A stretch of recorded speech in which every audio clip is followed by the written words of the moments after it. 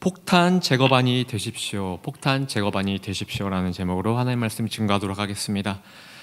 헨리 나우엔은요, 그에 져서 헨리 나우엔에 져서 상처 입은 치유자라는 책이 있습니다. 상처 입은 치유자. 이 책을 통해서 21세기에 사람들이 과연 어떻게 변화될 것인가, 이것을 예언한 책이기도 한데, 이것을 헨리 나우엔은 세 가지로 정리를 했습니다. 첫 번째는요, 인간과 인간의 소통이 점점 없어진다고 해요. 그리고 사람보다는 기계를 더 많이 상대하는 그런 생활로 자연스럽게 변화가 된다는 것입니다. 그러면서 우리가 잃어버린 것들은 인간미래요. 인정하시죠? 우리가 지금 그런 시대를 살아가고 있잖아요. 그렇죠? 그러면서 자기 주장, 자기 생각만 하는 그런 괴팍한 인간이 될 것이라고 예언을 했습니다. 두 번째는요, 21세기에는 권위를 인정하지 않는 인간상이 될 것을 예언했습니다. 가정에서는 아버지의 권위가 상실되고, 학교에서는 교사의 권위가 상실되고, 국가에서는 대통령의 권위가 상실되고, 교회에서는 목사의 권위가 상실된다고 헨리 나우엔은 말했습니다. 마지막으로 세 번째, 21세기에는 분노로 가득 찰 거라고 예언을 했다는 거예요.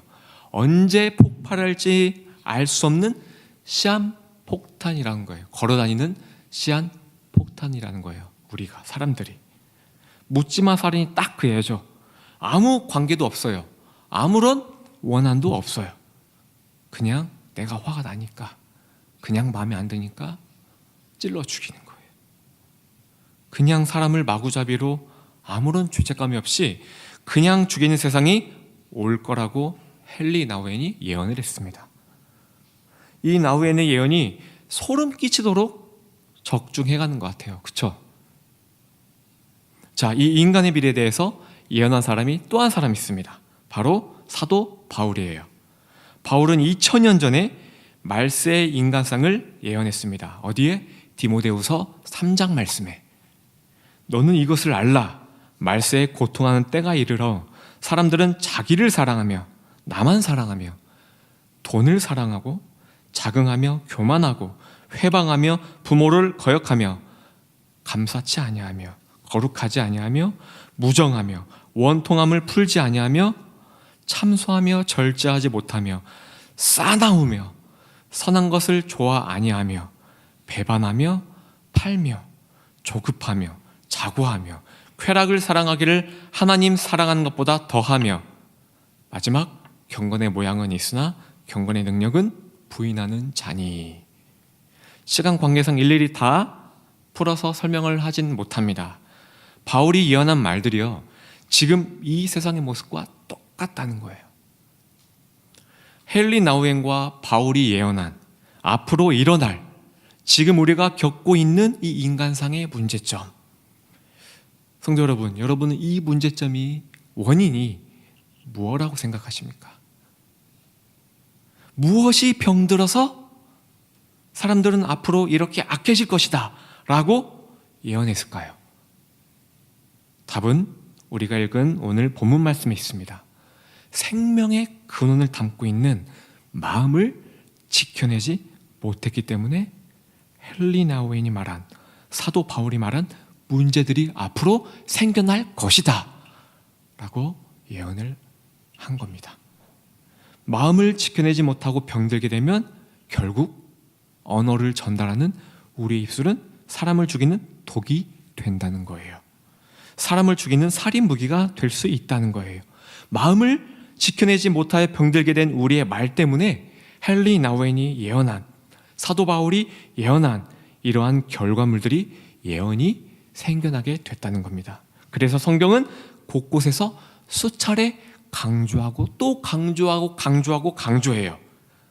내 마음을 지켜라. 내 언어를 잘 사용하라. 영어 단어 CORE, core, 무슨 뜻이죠? 중심, 핵심이란 뜻입니다. 이 core, 중심을요, 순우리말로 하면은 이게 어디에서 파생되었냐? 바로 고대 알타이어에서 파생됐다고 해요.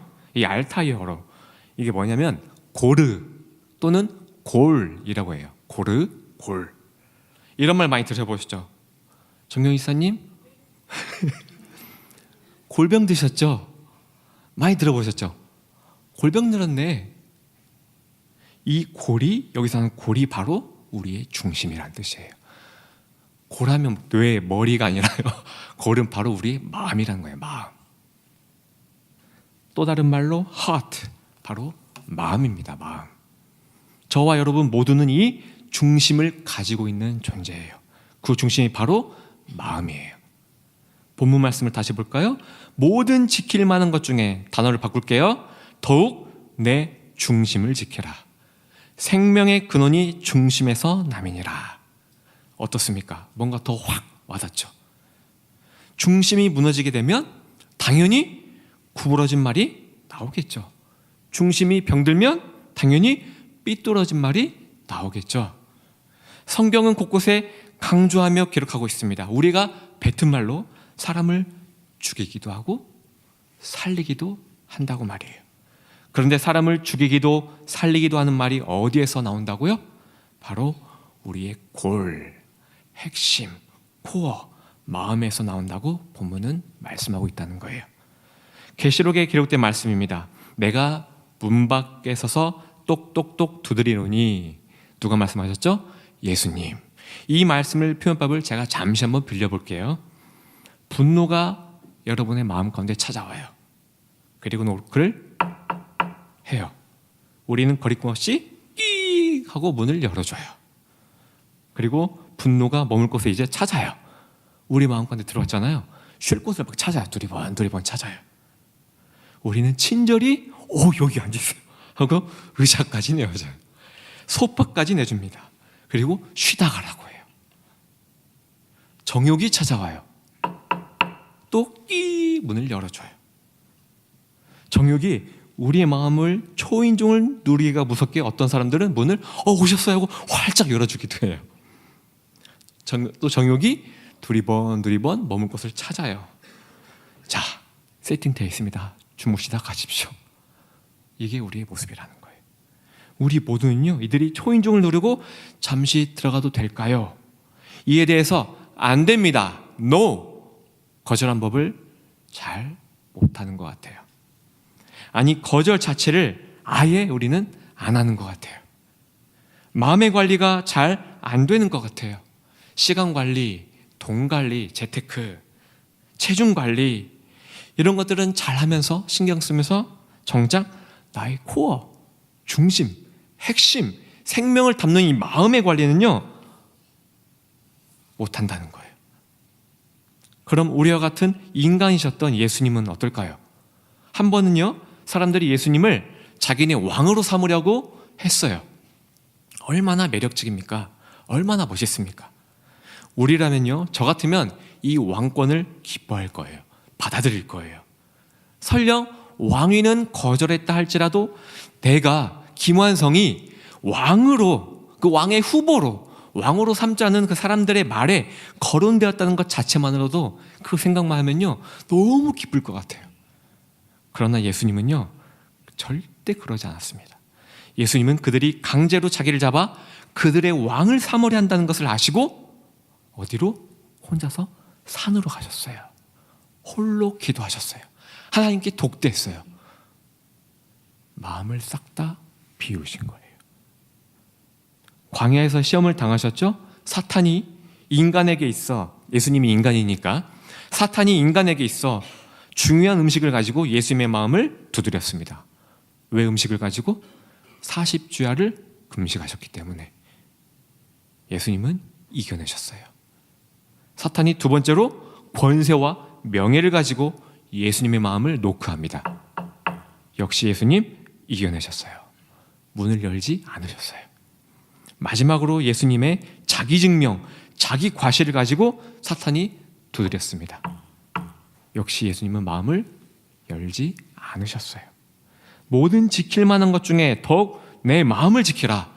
생명의 근원이 이에서 남이니라. 예수님이 하셨던 것처럼 우리도 마음을 지켜내서 이 세상에 생명을 공급하는 사람이 되라는 말씀이 오늘 본문 말씀이에요. 우리의 중심인 마음을 예수님은 또 다른 표현으로 말씀을 하셨습니다. 예수님은 우리의 마음을 밭으로 표현하셨어요. 밭. 예수님은요, 우리의 마음이 비옥한 밭이 되기를 원하신대요. 비옥한 밭. 비옥한 밭이 되어서 30배, 60배, 100배의 생명의 열매를 맺기를 원하신다는 것입니다. 빌립보서 2장 5절에도 말씀하죠. 너희 안에 이 마음을 품어라. 곧 그리스도 예수의 마음이니. 우리의 마음이 예수님의 마음과 같기를 원하신다는 것입니다. 우리의 마음이 예수님의 마음이 되어 분노, 이간질, 정욕과 같은 자들이 노크를 하여도 굳게 지켜내길 원하신다는 말씀이에요. 이렇게 마음을 지켜내 우리가 내뱉은 말로 평화를 이루길 원하신다는 것입니다. 자, 그러면 어떻게 하면 이렇게 할 수 있을까요?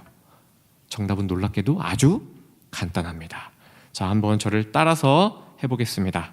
나는 마음에 손을 얹고요. 여러분들 코어의 핵심에 다시 한번 나는 내 중심을 예수님의 권위에 복종시키겠습니다. 아멘. 이 믿음만 있으면 되는 거예요. 증명해 보겠습니다. 마태복음 28장 18절의 말씀이에요. 나는, 예수님이 하신 말씀입니다.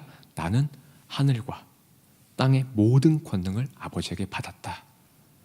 빌립보서 2장 9절 이하에도 증명하고 있습니다. 하늘과 땅과 땅 아래에 있는 모든 권세자들이 예수의 이름 앞에 와서 어떻게 한다? 무릎을 꿇는다. 예수님은 하늘과 땅 아래를 통틀어 최고의 권세자이세요. 하나님은 당신 아들이신 예수님께 모든 권세를 다 쏟아 부으셨다는 거예요. 그런 예수님께서 여러분의 생각과 마음에 대하여 궁극적인 결정권이 내가 아닌, 여러분이 아닌 예수님께 있다는 것을 우리는 먼저 인정하고 받아들여야 한다는 거예요. 예수님이 여러분의 마음과 생각에도 권세를 지니심을 믿으십니까? 여러분의 마음과 생각을 최고 통치자, 최고 권세자이신 예수님께 내어드릴 때 여러분의 마음과 언어가 예수님의 마음과 언어로 바뀌게 된다는 거예요. 우리 스스로 마음을 지켜낼 수 없습니다. 우리의 결심으로, 우리의 결단으로 안 돼요. 우리는요, 언제든 죄악이 노크를 하면 활짝 문을 열어줄 수밖에 없는 우리는 그런 연약한 존재들이에요. 바꿔 말하면 우리가 우리 안에 예수님의 마음을 품는 거예요. 이것을 바꿔 말하면요, 예수님의 권세를 그냥 인정하고 받아들이는 거예요. 여러분의 생각, 여러분의 마음, 예수님의 권세를 인정하고 받아들이십시오. 믿으십시오. 그러면 예수님의 권세가 여러분의 마음의 문을 굳게 지켜주신다는 거예요.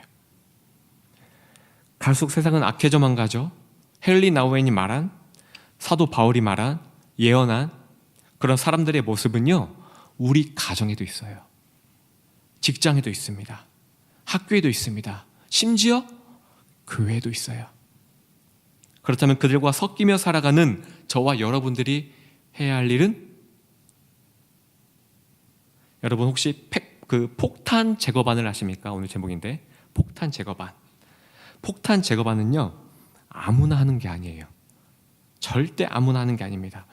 누구보다 침착하고 신중함을 타고난 그런 사람만이 선발이 돼요. 착출당하는 거예요. 아주 살짝 실수만 하더라도요, 이 폭탄 뇌관은요, 정말 예민해가지고 살짝만 건드려도 이 뇌관이 터져서 죽을 수 있기 때문에 누구보다 신중하고 침착한 사람을 선별한다는 거예요. 여러분이 속한 공동체에는 이처럼 언제 터질지 모르는 시한폭탄과 같은 그런 병든 자들이 매우 많아요. 가정에도 있고 교회에도 있고 학교, 직장에도 있다는 것입니다. 여러분은, 하나님은 여러분이요, 그러한 폭탄 제거반이 되기를 원하신다는 거예요. 그래서 제거반이라고 해가지고 막 그 사람을 자꾸 끄집어내고 막 따시키고 그런다는 뜻이 아니에요. 예수님의 마음은 온유하고 겸손하다고 하셨죠. 여러분이 이 예수님의 마음을, 이 예수님의 권세를 받아들이면요, 예수님의 마음을 품게 되면요, 온유와 겸손의 능력으로 무장하게 된다는 거예요. 그 온유와 겸손으로 폭탄 제거를 하라는 것입니다. 오늘 주신 말씀을 통하여 우리 세계 모든 성도님들이 이 예수님의 마음으로 공동체의 평화를 이루고 생명을 전하는 그런 언어를 갖기를 바랍니다. 그들 가운데 심겨있는 언제 터질지 모르는 이 폭탄을 예수님의 마음으로, 예수님의 언어로 온유와 겸손으로 제거할 수 있는 성도님들이 되시기를 예수님의 이름으로 축원합니다. 오늘 이 말씀에 연관된 찬양 408장, 나 어느 곳에 있든지 408장 찬양하고 말씀 가지고 기도하도록 하겠습니다.